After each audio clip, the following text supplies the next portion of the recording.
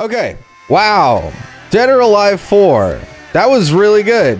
I think the cutscenes, some of these cutscenes were fucking amazing. That INA cutscene, easily my favorite one. Easily my favorite one. The Bayman one was good. Ryu one was good. The Lei Feng one was good. Base one was good. Oh, the Tina one was excellent. I didn't really care for the Christie one, if I'm being honest with you. I don't know, they were all really good. And it's nice to see them at like a little bit of a higher quality. Previously it was very clearly at 480. Now, like, you know, I'm pretty sure it's at 720, which is still not great, but I think just that resolution bump to HD does a lot for the pre-rendered cutscenes. It does a whole lot. The Xbox 360 era was, I do recall there being like lots of good FMVs, but like that's when it started to slow down. Because like we got a fuck ton of FMVs before that. I specifically remember during that era, the Final Fantasy 13 ones were astounding. So seeing these it was kind of,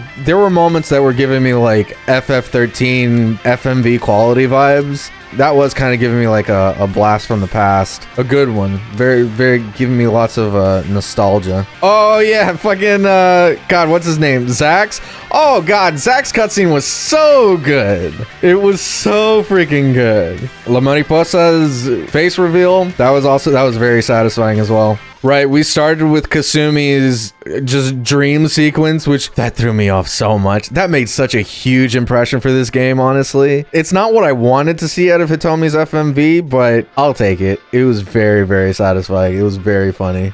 Yeah, of course it's gonna end with that shot of INA. It was, God, her cutscene was easily the best. All right, here we go.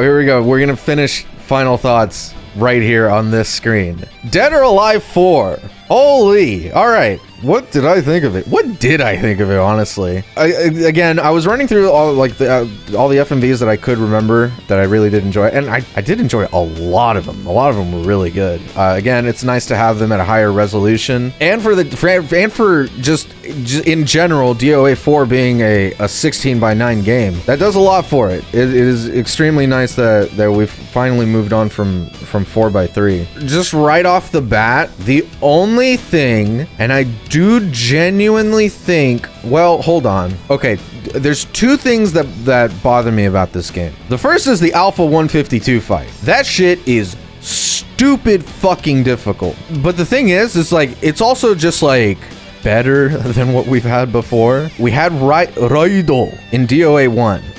What made him frustrating was just the non-stop input reading that game had. Then we had Tengu in DOA 2. What made him frustrating was all the stupid ranged attacks and all the dumb fucking, that ghosting effect, just constantly just blasting your screen all the time. Then we had the Omega fight. That one was purely frustrating, primarily because of the stupid camera angle. But he also had, like, I think maybe 2 ranged attacks that were really frustrating, although I can only think of the stupid flamethrower one. But what also made him super frustrating was whenever he would get knocked down, he would cause a blast and then also immediately get up. Omega was just the worst, the absolute worst. Maybe Raido is a little worse just because of the input reading, and that's just unfair. But Omega should have just been fair all around, but the camera angle just ruined it completely. And then Alpha 152, what a speedy motherfucker, and just does endless combos on you. But at the very least, Alpha 152 just feels hard. Not for any particular reason, she just feels difficult. So because of that, and it kind of pains me to say this, but because of that, I'll go ahead and say Alpha 152 is probably the best final boss DOA has so far. As of, you know, going through the series that I've been going through in order, Alpha 152 has been the most, God, I hate to say most fair, but honestly, she has been the most fair to deal with. Aside from that, I don't think the stages have been particularly better than any other game. You know, I can't even, off the top of my head, I can't think of any. I know that they weren't as interesting as some of the previous ones. Not particularly bad or anything, just not particularly interesting either. Outside of FMVs, there were a ton of cutscenes that were excellent, honestly. Like, overall, the game was just entertaining. It really was. It's just a solid fucking game. I'm having difficulty talking about it because it's just an evolution of 3. 3 was an evolution of 2. 2 was an evolution of 1. Going from 3 to 4, it's not the biggest difference in the world. At least I can't feel it. Maybe it feels... I don't...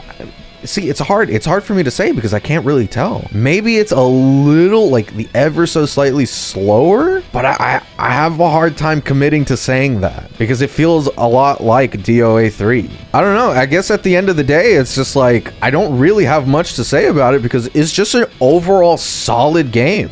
Everyone's story mode was really fun. The FMVs were really good. Gameplay feels really solid. The new characters, let's see, Elliot, Kokoro, La Mariposa, they're all good. I like them all. Elliot won me over by being a Genfu replacement, essentially. I'm so happy I didn't have to play through story mode with Genfu. Kokoro's really cute. Oh, right. She has her whole deal with Helena. That was super interesting. I hope we get to see more of that later on. La Mariposa, female luchador. Never seen that before. That's really cool. I guess she had some dealings with Doatek and she's responsible for Ein or whatever the fuck. I don't. Oh my god, speaking of, Ein as an unlockable character, that seemed really stupid to me. That feels like a waste, but at the same time, I'm just like, okay, whatever, I guess. I'm not gonna stick with DOA 4. I'm gonna move on to the next one once it comes time to play the next one. I'll be playing the next one and not looking back on DOA 4.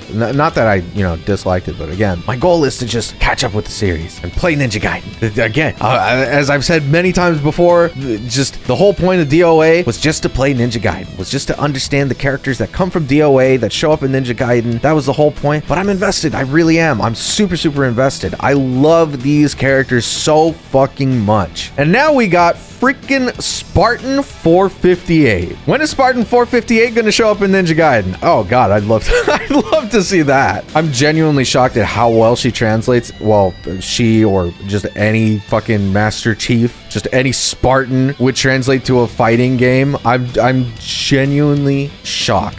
I can't believe I'm barely figuring out about Spartan 455 since like around the time that I started playing DOA 3 because that's when I first mentioned her. Being such a huge Halo fan, I'm just astounded that I've gone so long without ever knowing that a freaking Spartan was in a fighting game, let alone freaking Dead or Alive. This game was just absolutely fantastic. I would say, god, DOA 1, I love DOA 1. It's so good. It's hard for me to rank that low. But I would say I like DOA 4 more than DOA 3. And honestly, I probably like it more than DOA 2 as well. Because I do like DOA 3 more than DOA 2. I know from my understanding, I think a lot of people's favorite is DOA 2. But I like 3 more than 2 because of the just how much faster it got and just in general, how much easier it felt for a beginner. And in all honesty, I think the reason I like DOA 4 more are the characters and cutscenes. The cutscenes were really freaking good in this game, and the playable characters just in general are just fantastic. What a great cast this game has. Which I just looked up real quick. All the characters from DOA 3 are in fact in DOA 4. Plus, apparently you can unlock Ein in DOA 3 as well. I was not aware of that. You do have to do a very specific thing to unlock Ein, but yeah, okay, interesting. So yeah, that's it. That's DOA 4, baby!